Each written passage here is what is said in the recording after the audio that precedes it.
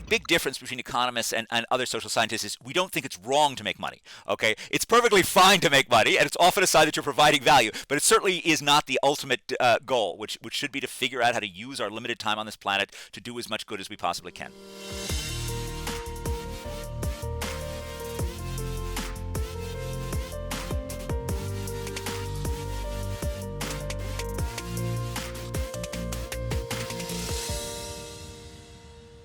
So, hi everybody! Welcome to episode number 5 of the Future Economist podcast, where we talk to students who will be economists tomorrow.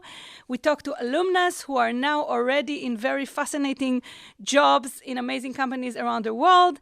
And last but not least, we are talking to academics who give special insights on economics.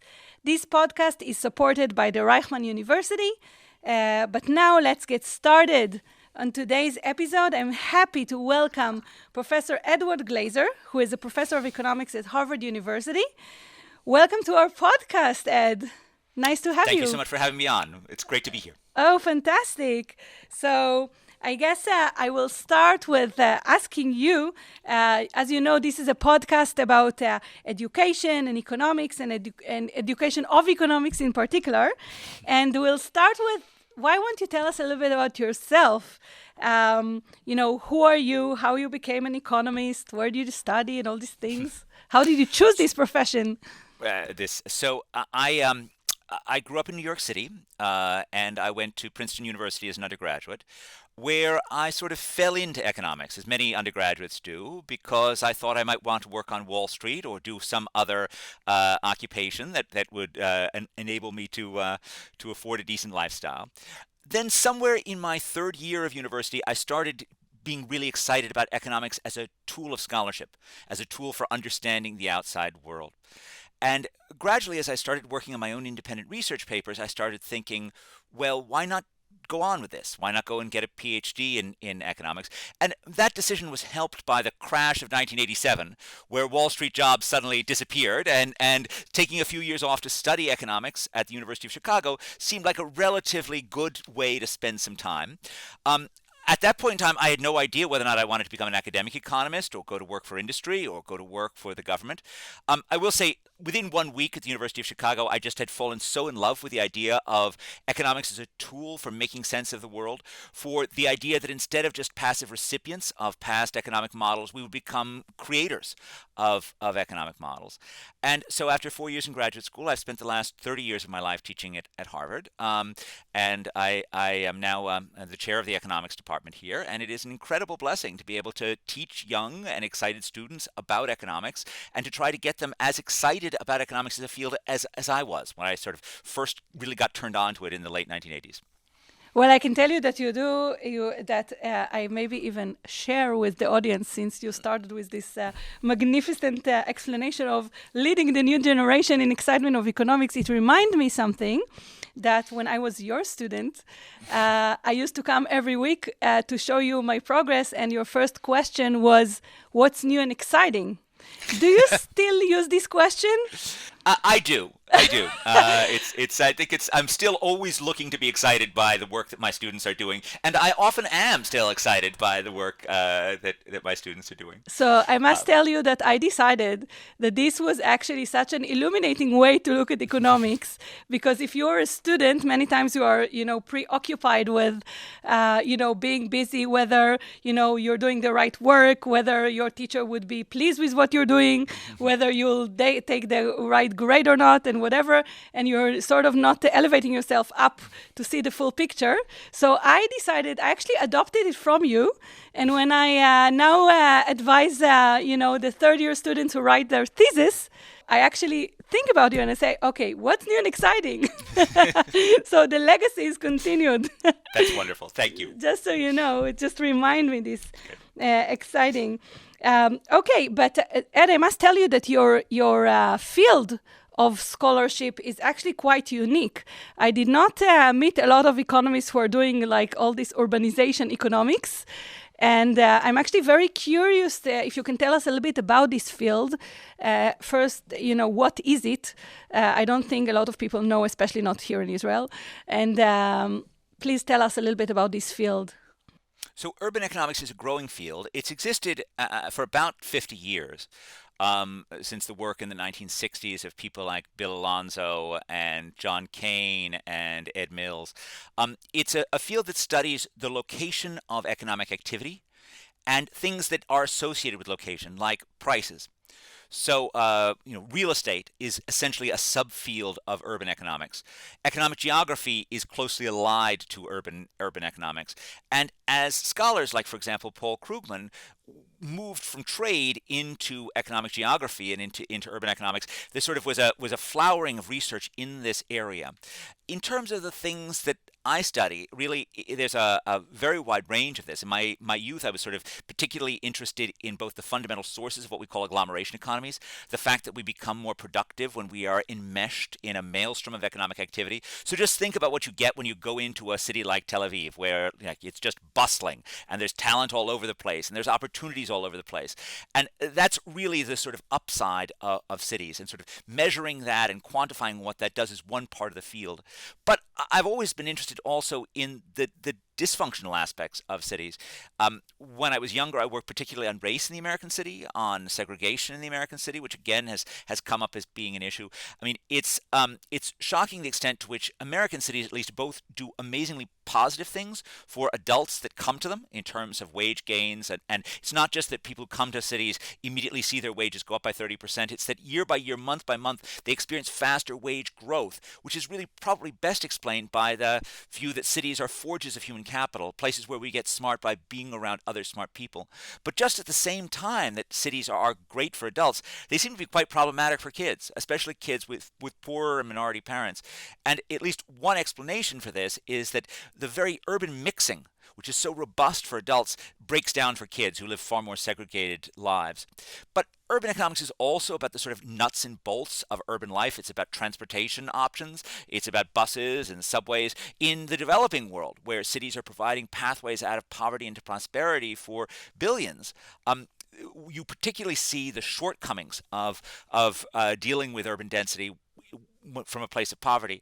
And so urban economics in the developing world often involves things like sewers and sanitation, dealing with crime problems. So it really concerns anything that happens in cities, and much of what humanity does happens in cities. And you're saying that it translates then later to prices. It does, right? It helps us understand why would someone be willing to pay so much more for real estate in downtown Tel Aviv than in some other place in Israel or in downtown New York as opposed to Buffalo, New York. They're paying for place, and that is fundamentally what urban economics is all about. Because it's about these prices, it's also about things like real estate bubbles. It's about the constant booms and busts in these areas, and this is another area in which I've done research. And, it's also about pandemics. I mean, disease spreads more easily in close confines, and cities are the nodes on our global lattice of travel and trade, and so they're the ports of entry for goods, for people, for ideas, and for viruses. And we certainly saw this in the COVID-19 pandemic, where New York and Boston and New Orleans were sort of the first places where the pandemic showed up in the U.S. And so in some sense, dealing with the post-pandemic world is very much a topic that urban economists have worried about, not just because of the direct impact that the disease had on urban life, but also on the impact of remote work. Right? Will the rise in remote work mean that we will have much less interest in seeing each other in offices or seeing each other in cities? Mm-hmm. And actually, when you talk a lot about cities, you're actually even leveraging it to economic growth, to even more macroeconomic settings. And basically, you're saying that it's the human capital spillovers that people are inflicting on each other. Can you a little bit elaborate on that? Because because absolutely. Yeah, okay. So the human the way to start with this, and this in some sense relates to my own arc as an economist. In the 1980s at the University of Chicago, Paul Romer and Robert Lucas, right, both of which have subsequently won Nobel Prizes partially for this work, were working on the problem of economic growth. And there was a sort of fundamental problem that endogenous growth that builds upon itself, it was just not compatible with normal production functions that display either constant returns to scale or decreasing returns to scale, because ultimately the growth stops, right? Ultimately you accumulate enough capital and you run into sort of a brick wall. Now the way to break that is through what are called increasing returns to scale, the possibility that we become more productive as we do more stuff. The problem with increasing returns to scale is it wasn't compatible with normal economic notions of competition. And so this led Paul Romer to figure out that the combination of increasing returns to scale and something like human capital spillovers, the possibility that we get increasing returns not when we operate our own factory, but when the economy as a whole functions, because all this extra activity generates more knowledge, and that knowledge spills over to other workers, that could break the chains that ultimately limit economic growth. And this new growth theory that then emerges in the 1980s and leads Bob Lucas back to cities. Because as Bob thinks about this in his sort of classic paper on the mechanics of economic development, he's reminded of the work of Jane Jacobs in the 1960s, who was writing about how in cities people become smart by being around other people, by seeing new ideas, by combining old ideas to make new ideas. And this sort of set the stage for my own entry into this field, which I was very much a student of Bob's, and I was very much inspired by Paul. We actually had the same thesis advisor, Jose Schenkman. And so we started doing sort of empirical work that had been inspired by this. Trying to understand the role that cities play, not just in terms of short-run productivity, but long-term growth. And certainly when we look at the cities of the developing world, right, there's a very strong relationship between, let's say, the amount of urbanization in 1960 and subsequent growth over the next 50 years for poorer countries, for countries that start out with, let's say, per capita income below $5,000. And so, it's not that this should lead us to think that we artificially want to, boost people living in cities. We shouldn't want to close down farms and induce people to move to cities. But, we certainly shouldn't try to artificially constrain cities either, because they really are our best chance of making sure that the poor world finds a brighter future.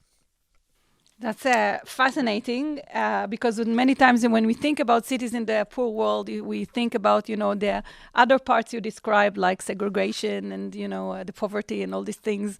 And you're saying the opposite. This is actually the sort of growth engine in a way.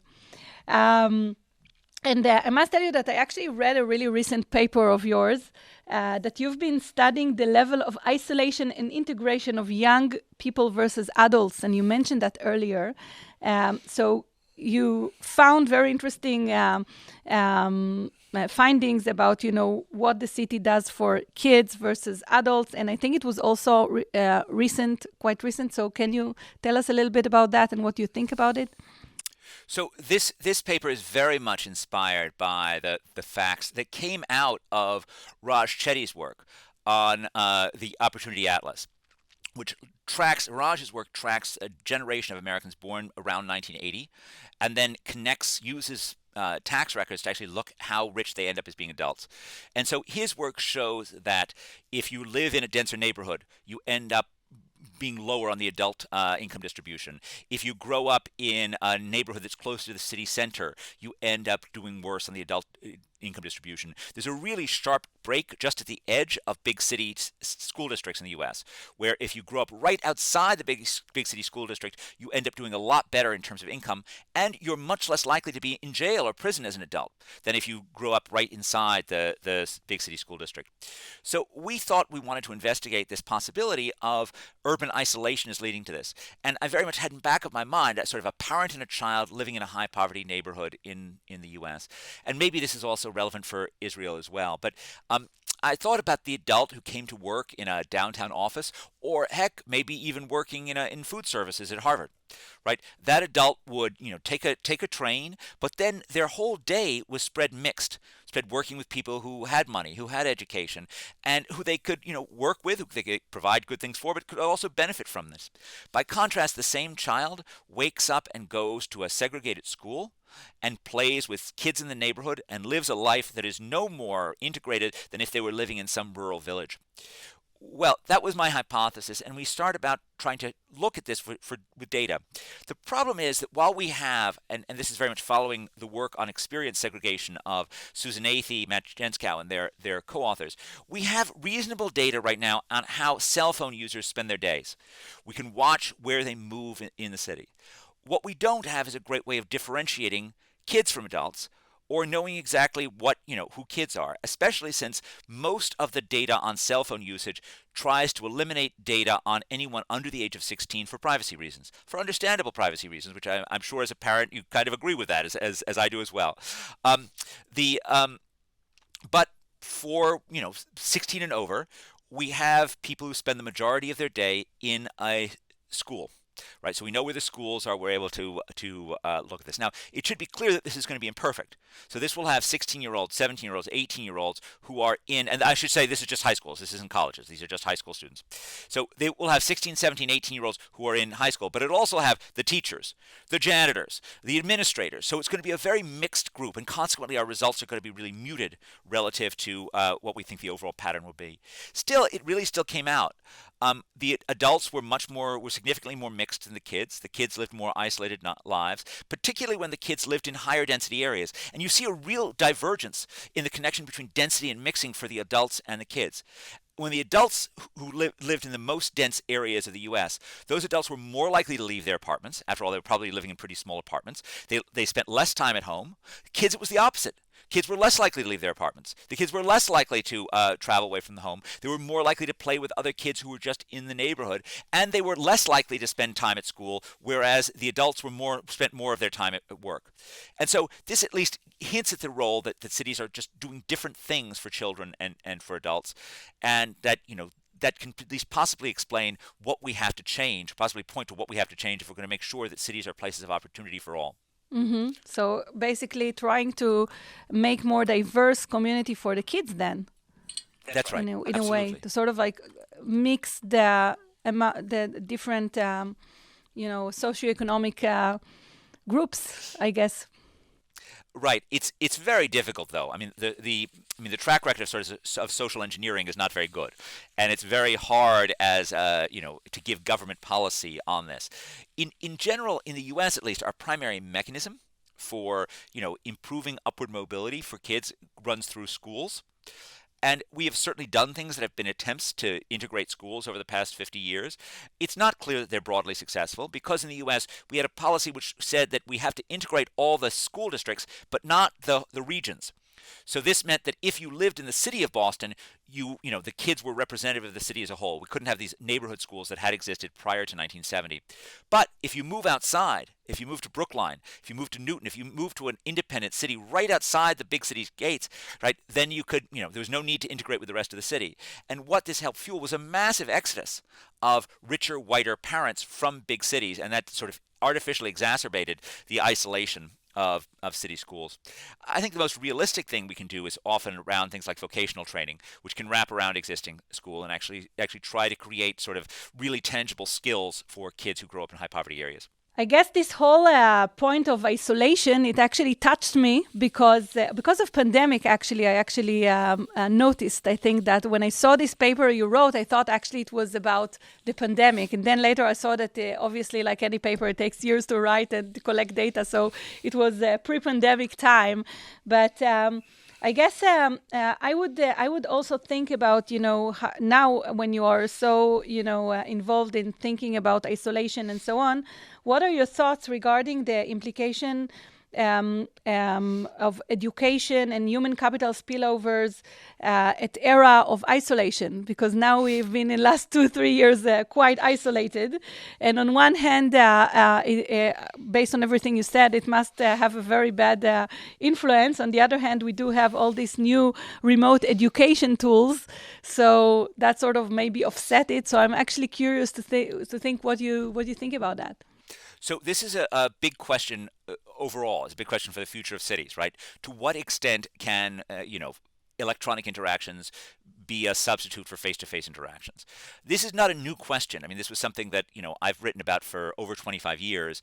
And Alvin Toffler, writing in 1980, predicted that information technology during that era was going to make offices obsolete, was going to mean that we were all going to move to electronic cottages and just dial it in. So, but I think for most of the past 50 years, far from bringing in an urban collapse, what's happened is that cities have come back. Cities have experienced a remarkable renaissance. And I think what's happened is that, these new technologies have, actually changed our world, created a more interactive planet, created a more knowledge-intensive planet. And, the more complicated an idea is, the easier it is for that idea to get lost in translation, and the more valuable face-to-face contact can be. So I think over the past 2 years, we've learned more. We've learned, for example, from the work of Nick Bloom 6 years ago, really path-breaking work looking at call center workers in China, the work of Natalia Emanuel and Emma Harrington, that, if you send call center workers home, right, these are people who just, man the lines, they are just as productive at home as they are at work. But their probability of being promoted drops by one half. Right? So, it seems at least possible that the learning channels that go on in the office are severely reduced, right? Because what does it take to be promoted to be a call center worker? You need to be someone the boss knows can handle the difficult calls. You need to have learned how to handle the difficult calls. How would you learn that if you were all by yourself? Working at home. Much of the experience on online teaching has been sharply negative in terms of like school age kids, which does not mean that online courses can't be effective with the right students, right? It matters, I think, a lot whether or not the students actually want to learn or not. So I've had my Cities X course, which has been free on the Harvard X website for 3 or 4 years now. We've had something like 90,000 people take it.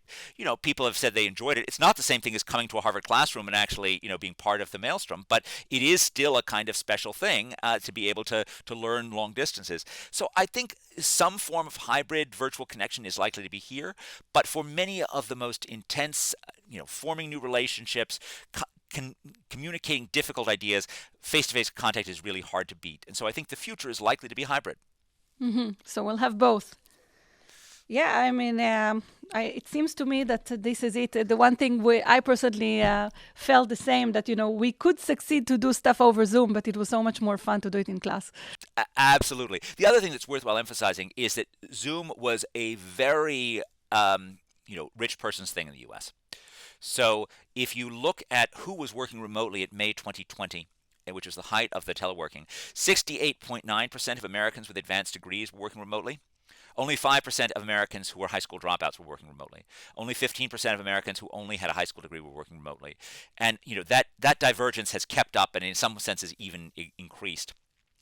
That this is a thing that is about sort of well-educated people, and if you imagined a world that's really very dominated by teleworking, you're imagining a world in which vast swaths of the earth have been left behind. And there's no way to sort of now when we are much more aware of the importance of that, to sort of change and train people with less skills to be able to do that. We may, but I think training means we're turning them from being less skilled to more skilled. So I think it's possible, but I think it's hard. Okay, and I have I was actually diving into your research and had a lot of questions, so I'm now trying to choose. In your research, you talk about how cities can lead to aggregation of smart people, and with allowing small firms to smoothly operate and have connections to the outside world, this is the condition for entrepreneurship and growth. Now, you must know that here in Israel, entrepreneurship is the key today. We are like, the entrepreneurship country with a lot of startups and so on. But Tel Aviv was recently declared the most expensive city in the world. And the question is, okay, will that affect our entrepreneurship? Yes, entrepreneurial human capital is very important. Like cities rise or fall, like people, like nations, on their skill basis. And sometimes these skills are things that we teach in colleges and universities, but many of the most important skills are the ones that are learned on the city streets. What the great English economist Alfred Marshall was talking about when he wrote in the 19th century that in dense clusters the mysteries of the trade become no mystery but are as it were in the air. Well, I can't think of a skill that is more important for long-run urban resilience than the talent and inclination to be an entrepreneur. If you the economist Ben Chinitz was comparing New York and Pittsburgh in the 1950s and noting that New York seemed to be much more resilient than Pittsburgh was even then. He argued that this was a legacy of New York's industrial past, the fact that New York had been dominated by the garment industry, an industry where there are very few barriers to entry, very weak economies of scale, and so anyone with a good idea could get started. And so it was a mother of entrepreneurship, a place where lots of smart people got started selling dresses, selling children's clothes, and yet many of them could then use that entrepreneurial human capital and get into something else. And so they had the skills to retool, because that's what entrepreneurs do. They're constantly looking for new opportunities. And so when the garment sector in New York faltered, as it did, it was killed by globalization, right? Destroyed. They found new things. They went into financial services. They started movie studios. They built skyscrapers. By contrast, Pittsburgh had U.S. Steel, right? No one was going to compete with U.S. Steel, and so it trained company men who were good at logistics in the short run, but really bad at retooling themselves in the long run. And so Pittsburgh proved to be much more brittle when the steel industry faltered. Now, in terms of Israel, yes, absolutely. I was looking for my copy of Startup Nation. It should be somewhere around here. And the ability of sort of Israeli entrepreneurship and skills in high technology has been sort of a wonder for the world. I do agree with Jane Jacobs that new firms need cheap space. She's exactly right about that. That was one of the points Jane Jacobs made in The Death and Life of Great American Cities. And so the high cost in Tel Aviv is not a good thing. But Jane Jacobs was wrong when she concluded that the way to preserve affordability was to stop people from building new buildings to replace old buildings, right? That's not how supply and demand works. She looked at old buildings and noted that they were cheaper than new buildings, and so she concluded that historic preservation was a path towards affordability. It doesn't work like that, okay? You've got to look at the market as a whole. And if you've got robust demand for a city like Tel Aviv that collides against very fixed supply, then prices are going to go through the roof, and it's going to be the scrappy entrepreneurs who are so necessary for the future of the city who are priced out. And so building in Tel Aviv, allowing there to be more building up, allowing there to be more change is really crucial for the future of the city, for making sure that it's affordable to middle-income people and making sure that the businesses of the future can find their homes in Tel Aviv. I salute you.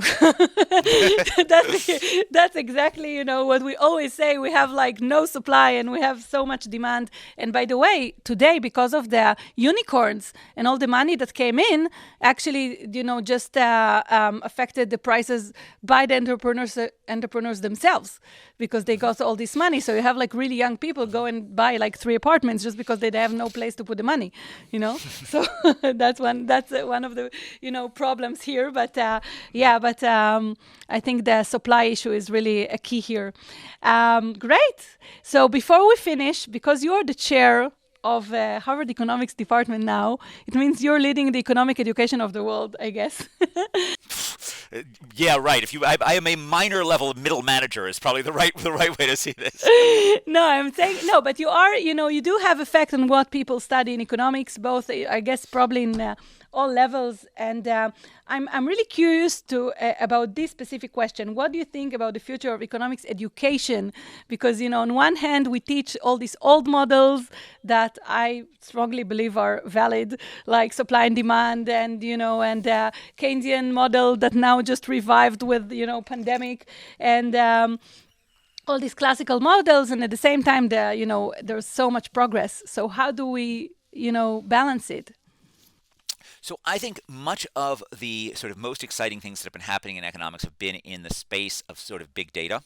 So I mentioned Raj's work, but the work with cell phones. I mean, we're just getting a very different picture about how the world lives. This very much points to a complementarity between economics and computer science.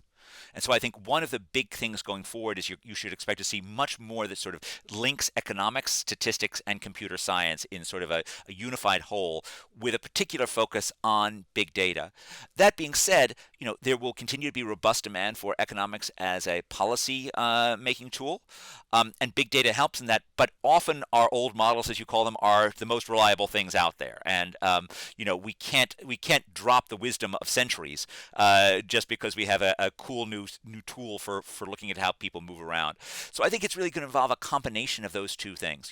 Traditional policy-oriented education and stuff that sort of is mind-blowing in terms of how neat and innovative it is in terms of new data. And I will just say there are times in which they measure.